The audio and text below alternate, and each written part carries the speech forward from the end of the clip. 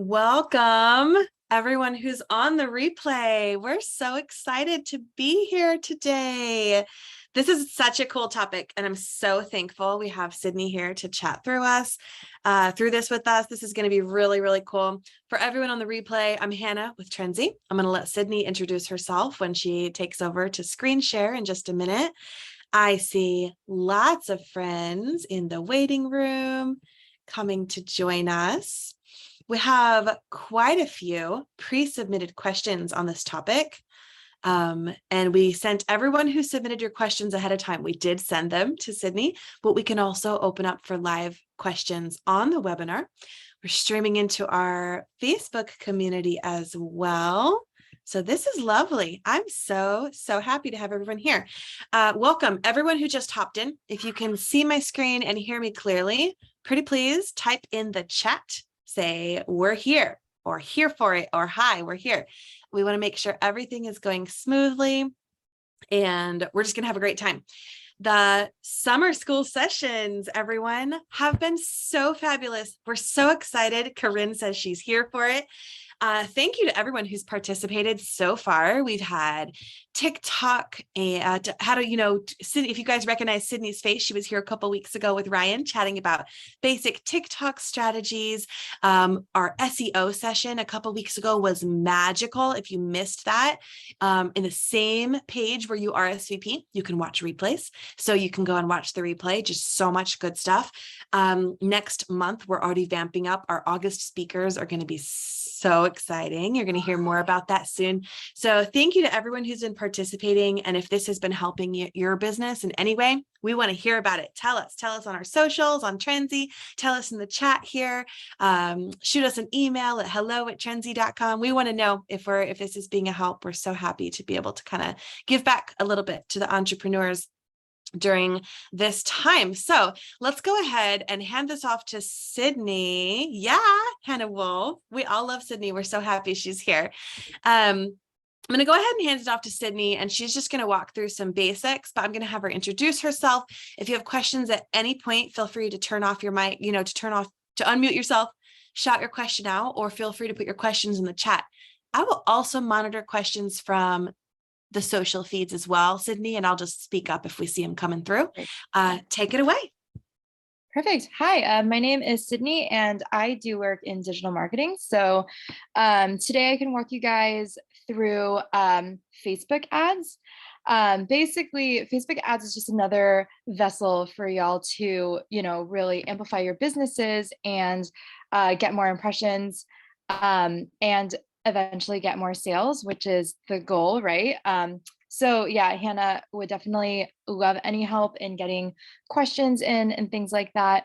I know that one thing that was asked was to kind of go through a campaign from start to finish. So this can be more of an informative working session. So I can go ahead and share my screen. So this is just a general ads manager. This is my Facebook account. And basically, if you just go over here, you can go to ads, and it'll essentially take you to the ads manager, which is where you would run different ads and things like that. So while that loads, we can just look over here, and there are a few core components to Facebook ads. There is a campaign, which sets the just overall goal. And then there are ad sets where you can have additional targeting and other modifications. And there are also ads, which I would say are like mostly creative based. So if you want to like test out different creatives and things like that, the ad level is kind of where you would do that. So when I talk about a campaign, we can just go ahead and kind of create one. People might ask, like, what does that mean? So, there are a few different types of marketing. So there's awareness, consideration, and conversion. So awareness is definitely the broadest form of, what a Facebook ad can offer. It's just really getting the impression, and the impression is just someone to look at an ad. So reach can be a goal, which is you just want to reach basically anyone, anywhere. Brand awareness, you just want to get awareness for your brand. Maybe people haven't heard of your brand yet. And it's just really trying to find different people. The different considerations is a bit more engagement based, I would say. So if you're trying to get someone to install an app, or for this case, maybe view a video, or just get additional traffic or someone to engage in your ad, like it or comment or things like that. I think these are pretty good for building out certain audiences. And doing some experimentation, but we can get to that in a second. And then there's conversion. That's really you telling Facebook to find people to who will actually do something, whether it's buying something or whatever. So conversions is one. And if you do have a catalog uploaded, then you can do catalog sales. But yeah, conversions, it is really like showing the ad only to people who they think will actually take an action, like a sale. So yeah, that's kind of like on the campaign level. So while we do our test campaign, we can optimize for maybe engagement. So yeah, like get more likes, event responses, things like that. You can hit, okay. Perfect. I don't think this would be relevant to anybody, but Facebook does kind of regulate, certain categories now. Let's see. Yeah, so this is kind of like what it'll look like on the campaign level.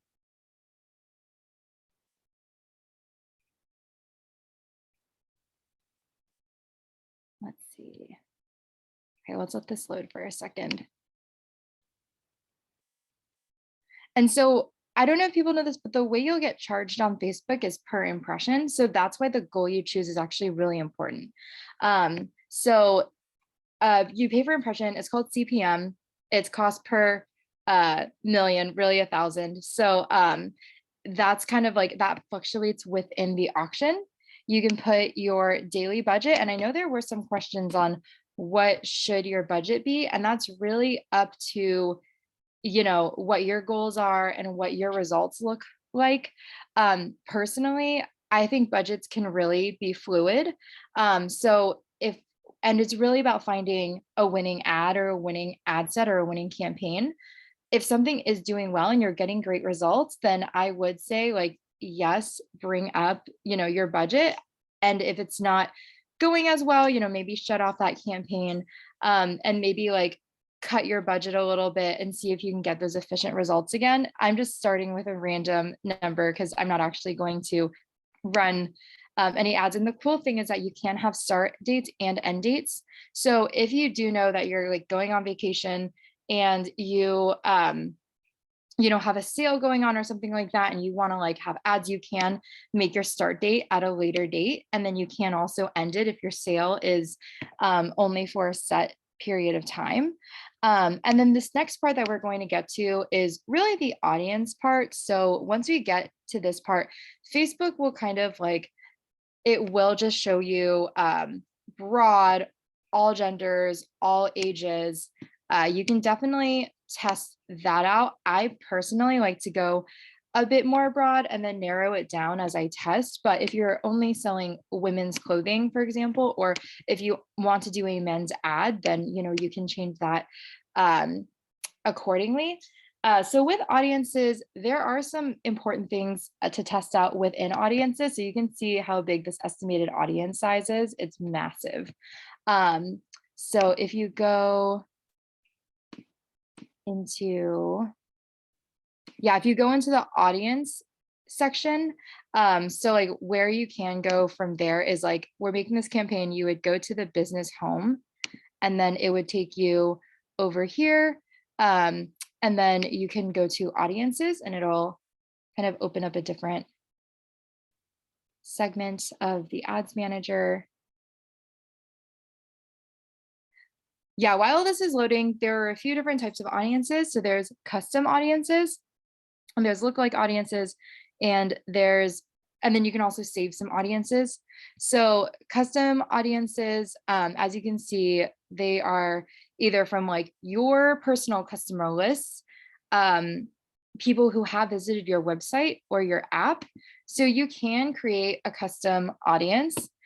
So, if you would need to hook up your website to the Facebook Ads Manager. So you really can like make an audience off of your website or your Instagram account, things like that.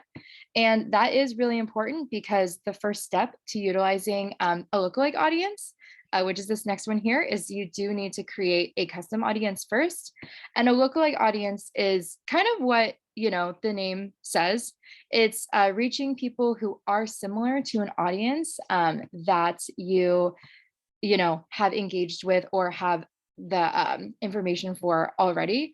So it'll actually find people exactly like that to a certain degree. So if we go into lookalike audience, there's like 1 to 10%. 10% is like super broad. 1% is like it's super, super specific, super, super similar buying behavior, similar interests, things like that. And that is a really great way to kind of narrow down that massive audience size that Facebook has. So I don't have any sources. So you could create a new source, which could be a custom audience. You can say, hey, I have a list of existing audience. I want Facebook to find people exactly like this. Or you can, have other audiences saved that you have made over here. So, like I said, if it's like, all these people have visited my website, I want to find people exactly like that. Or an Instagram account. This is a great way to like find people who just haven't seen your website yet or your shop yet, but they'd probably be a great customer for you. And so that is really important. There are also warm audiences that you can create. A warm audience is, comprised of people who have visited your website before, or they have like viewed an Instagram post or things like that. So I think that those are really valuable because people who have, watched your video on Instagram or Facebook, or who have liked a post before, those people are more likely to recognize your brand, recognize your ad, and then eventually buy something. Like sometimes people need, a couple nudges before they'll actually make that sale, or before you actually make that sale.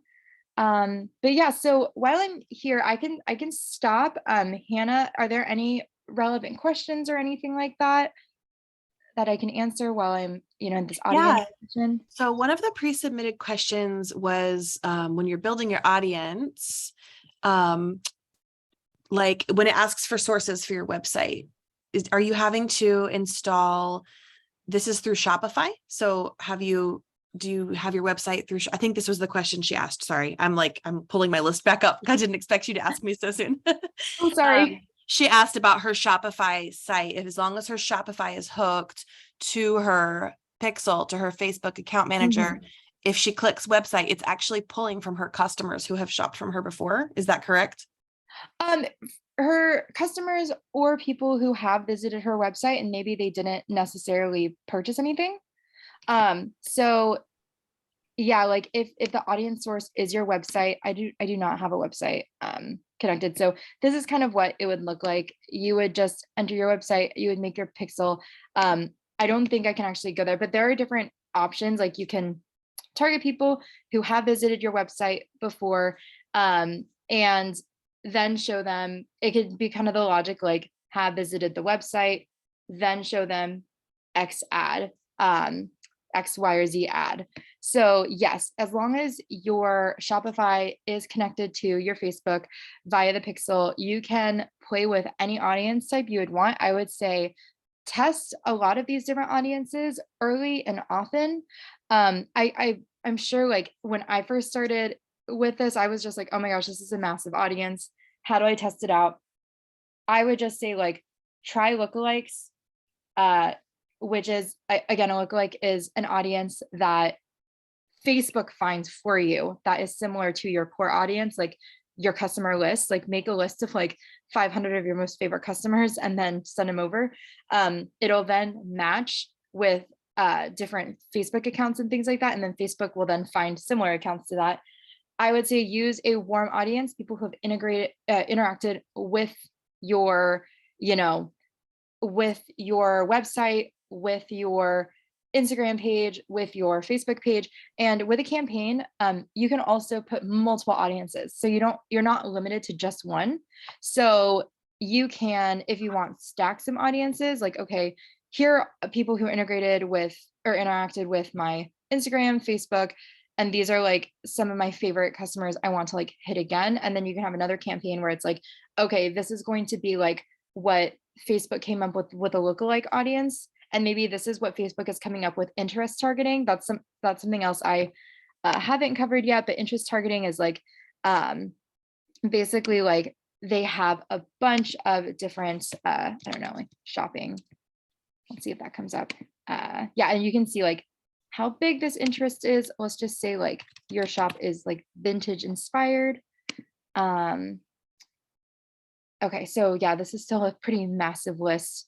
And yeah, let's just say, 18 to, actually I would maybe like, if you want, maybe like that'll, a lot of these things will just change your audience. So you can also do interest targeting. So I would actually stack some audiences that are made from like a warm audience or people who have like shopped from you before. And I would actually test it out against what Facebook does. Like, are my lists doing better than like what Facebook does with lookalikes and interest targeting and stuff? That's one potential test you guys could do. And so yeah, interest targeting is another great way to build an audience. And then, like I mentioned before, a custom audience. And that can be people who have like showed interest before, or maybe they purchased like a while back, but they just haven't for a long time. There are so many different things that you can do with audiences alone, and I think that that's really awesome. So yeah, we can then create, so this is like on the ad set level, and then like for creative for your ads, I apologize, I do not have any ads right now, or any creative or anything for an ad, but this is kind of like what an ad will look like. And yeah, you can like pick your different page, and yeah, you would just add some creative, and you can either use an existing post, or you can just create an ad where you have to add your own media and things like that. For shops, there are a few different types of creative. There is a still image. There is a video. There are videos. There are carousel ads, which are multiple images that people can kind of scroll through. And if you do have your catalog set up, I'm sure there's a Shopify integration, then you can do catalog sales, and you can like have your ad just kind of like integrated with the catalog, and it'll just like show people things from your catalog, and they can click into the catalog. With a carousel, for example, you do have to upload all of the individual creatives, and then you do have to like put in the different website links and things like that yourself. And I know there was a question on whether still ads or video ads or, work better. And the question is, or the answer is like, it really depends. You would just really have to test it out. Like, I know some people where like still images actually work the best, just like a one image. And another friend I know, he actually owns his own website and shop and things like that. Carousels are the best for him. And I know for like a lot of the work that I've done personally, like video tends to work the best, but you just have to really test all the different things. And the way you can do that is, make a campaign, do one of each maybe. And if you don't have a catalog, that's totally fine. You don't really need one. And yeah, you can, here, I'll go back here. And it's really all in the numbers, right? So if you like look at the ads, you can add different columns to figure out, like you can, you can customize the different columns.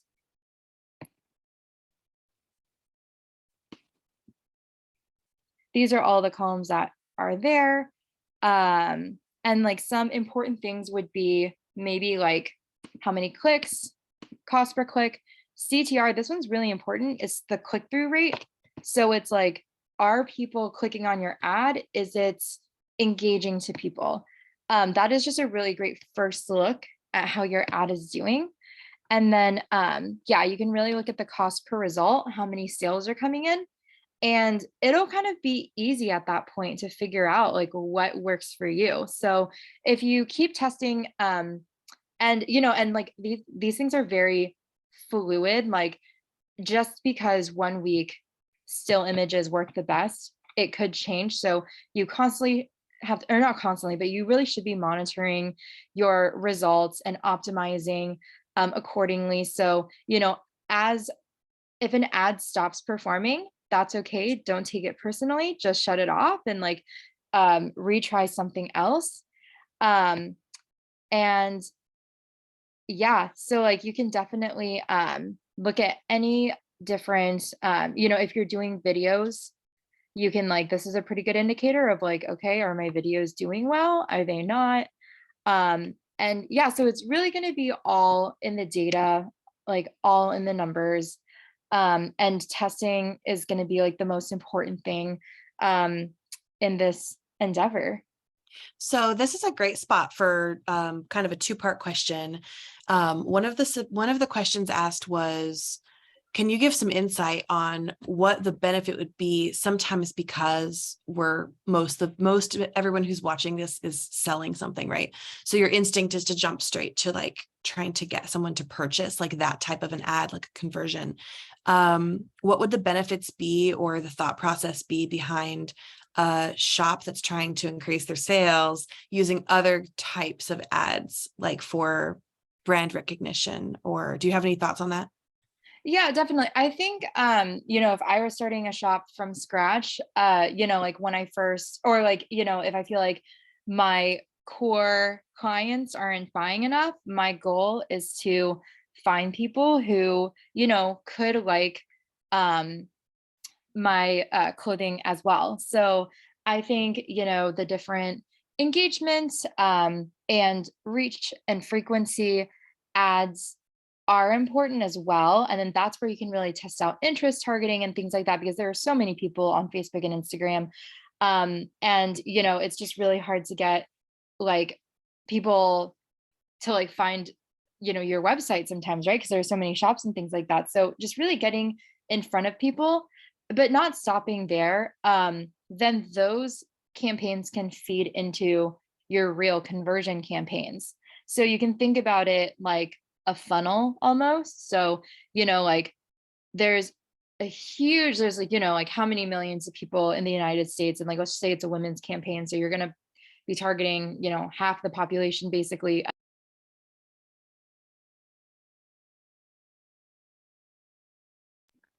Oh, can everyone hear me? Sydney, I accidentally muted you and I apologize. Oh no, that's okay. Sorry. Um, okay, did you guys miss anything? Or I think I was Yes, only muted for like a second. it was just for a second. I Okay, apologize. perfect. Awesome, awesome. So yeah, you can think about it as a funnel. You're targeting, a huge part of the population, and the people who do even give a like or a comment or watch your video, that's really insightful data. So even if you have a small portion of your marketing budget going towards that, it's still going to feed into your campaign. And it's kind of giving you a head start. So when you do, send conversion campaigns to a warmer audience, people who have kind of seen like a broader ad from you, then it's like that's the second or third time they've seen an ad from you, and they're probably, they've maybe browsed your site. Maybe they had a thought in their head about, the clothing in the ad, like wow, like cute pants, and then they're seeing the pants again, and they're like, okay, yeah, it's a sign, I need to buy this. So I think it's not it's not just the only way you're going to get conversions, but it does help. And if you are like trying out ads for the first time, if you do just want to go straight to the conversion, and then you're getting the conversion campaign and you're getting the results you want, that's amazing. I love that for you.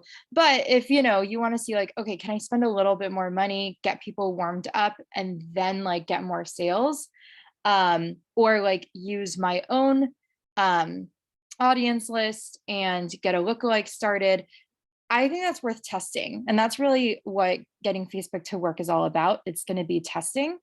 So yeah, but and with small budgets too, you don't have to have like, huge budgets. If you have like a warm audience campaign, where it's only spending like $50 a day or something like that, then that could be enough to get, to grow a conversion campaign audience. Cool. So that kind of also leads into another question about trying to run ads that don't look like ads. So I saw that you briefly touched on, choosing a previous post, like Yes. something that's already been posted.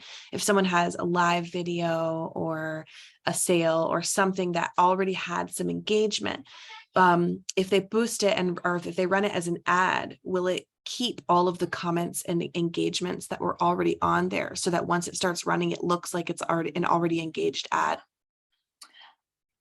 I believe it will. Don't quote me on that because I haven't boosted an ad in quite a long time, or I haven't boosted a post in quite a long time. But I wouldn't worry about that because ads, they are being served to so many different people and they will get engagement. Um, I personally rarely see ads that don't have any engagement. So it will, and I do agree. Um, your boosted ad will look more authentic. Like, let's just say it's an Instagram post and you boost it because people are getting a snippet into your life and things like that. And it does look really authentic and people will hopefully follow you as a result. And don't quote me, but I would say like have a budget of maybe like $50 to start if you've never done this before, and just try to get more followers for your Instagram account. See where that gets you, because then your followers could very easily turn into your customers. So anything you're posting, it's going to be amazing. It's going to be authentic. But at the same time, you're also selling your stuff. So just even followers could get you an indirect sale. It is harder to track, but at the same time, like that's what testing is about. You can just like get more followers and you can like see if your sales go up and things like that. So yeah, I think all different types of boosting a post, trying to get more followers, things like that, it's all kind of going towards the same goal, which is growing your business and getting you more customers. Very cool. I have a question from Facebook, but while I'm asking it, all of you who are here in the live, if you have any questions, this is your moment to speak up and ask your question. Danielle from Facebook is asking, what is the most successful call to action button for a conversion? I would maybe try like shop now because you really want them to shop. Um, and so yeah, like I don't think buy now would be as relevant just because, like there isn't something specific you want them to buy probably, unless like it's an ad for a sweater or for like a specific thing.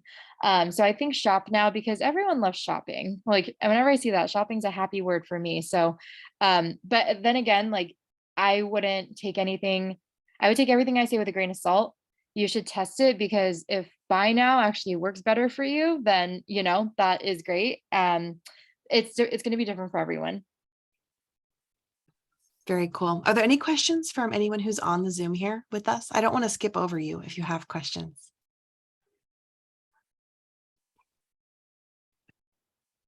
No problem if not.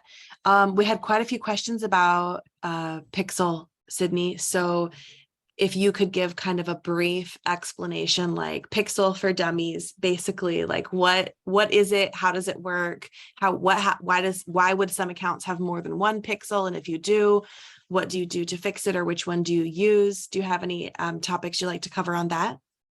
Yeah, sure. So as you guys saw, when I was trying to add a website, there was like a brief thing about pixels. Maybe I'll do, yeah. Okay, so this is a conversions pixel. Basically what happens is a pixel is a tiny piece of code that an advertiser, Facebook, whatever, will give you, and then you put it on your website.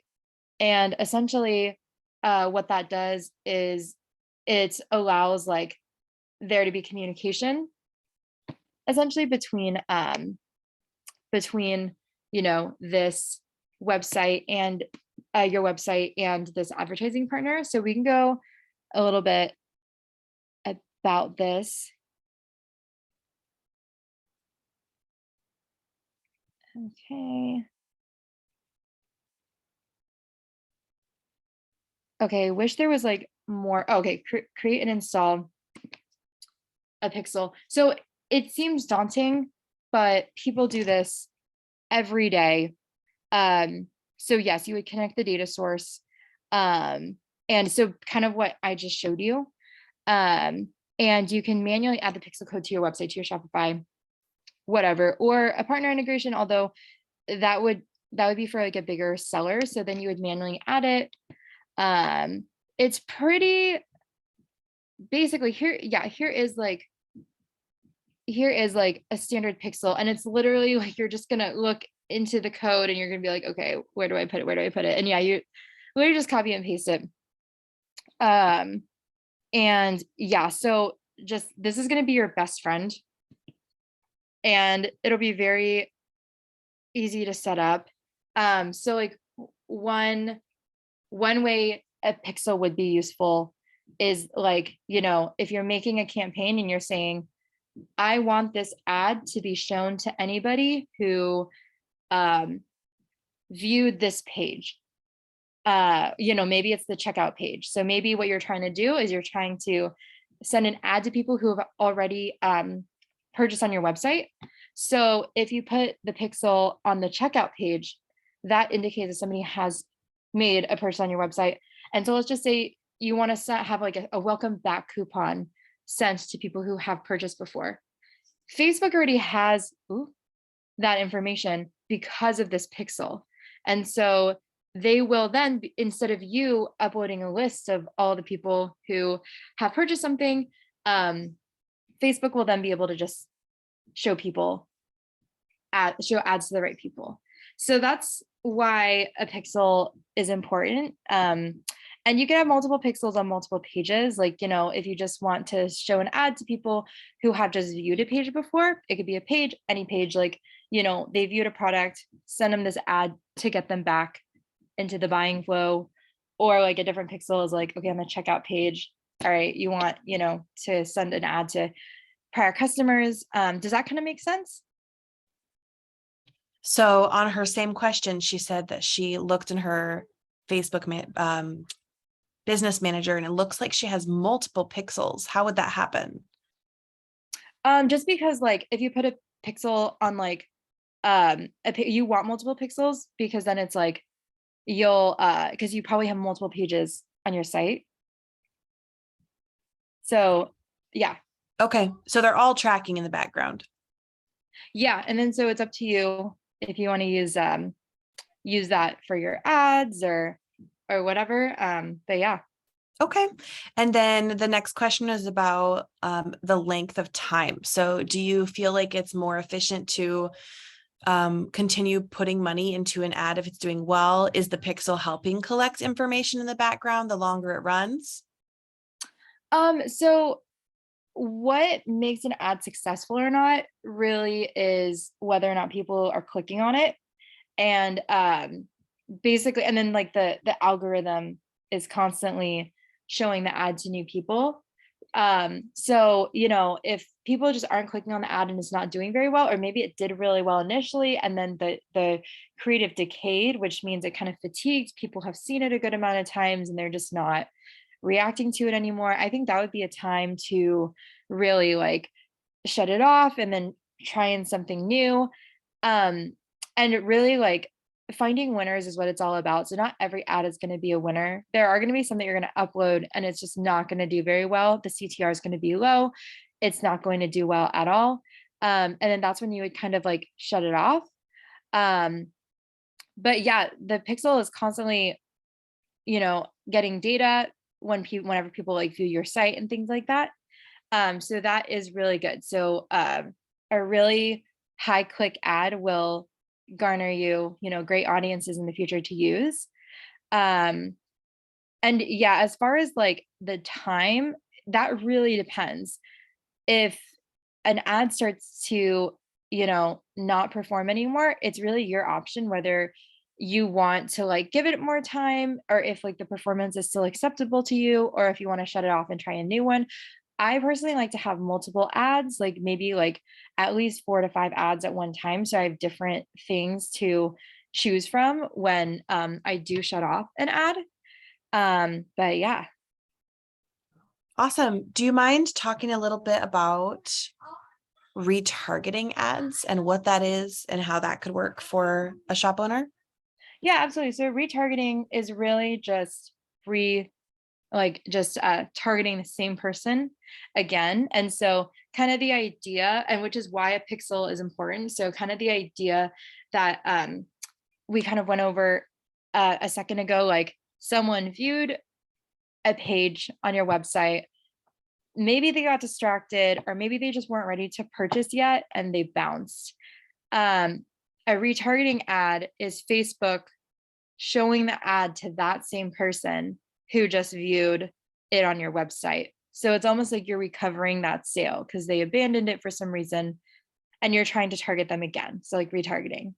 That is like where a warm audience or like a retargeting audience will come into play. So a warm audience is like, okay, I want to show an ad to people, let's just say who have viewed one of my videos for 6 seconds or more, for an example. A retargeting audience is like, okay, let me show this ad to people who have viewed my website before. Yeah, and then there's like remarketing where it's like, okay, I have a whole list of people who have already purchased. Let me send them an ad of like a new coupon or something like that. So yeah, there are definitely a lot of things to test when it comes to that. I see Corinne has a question in the chat. How do you judge whether or not an ad is performing well? And is there a click-through rate that you should be aiming for that would help determine if an ad is successful? Um, click-through rate is going to be all relative. So, what I would say is like if you were just starting out on ads, you need to spend a little bit of money and just look at what your baseline is. If you are already actively looking at ads, I would say look at your click-through rate, and then you can kind of really determine like what's a good one and what's a bad one. And just like the click-through rate alone is not going to say whether or not an ad is good. It could have a super low click-through rate, which means that, the general population is not clicking on it. However, it could have a bunch of sales. So maybe the small few who are clicking on it are doing awesome things like buying.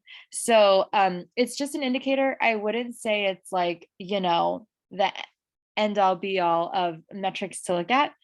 At the end of the day, the most important thing is going to be the sale, which I would look at on the ad set and ad level. So yeah, it really depends on like what's working for you and your business. Yeah, makes perfect sense.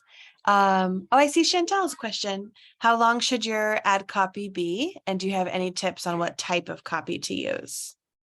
Yeah, I won't give like a set how long should something be. It really depends. Like I would say test things out. Like you can test out quirky messaging versus long messaging versus having a sale, or something about pricing. So who knows, some people will want to like click on an ad that has something specified about a sale. Some people just want to read a funny ad and then they'll click on it and buy something.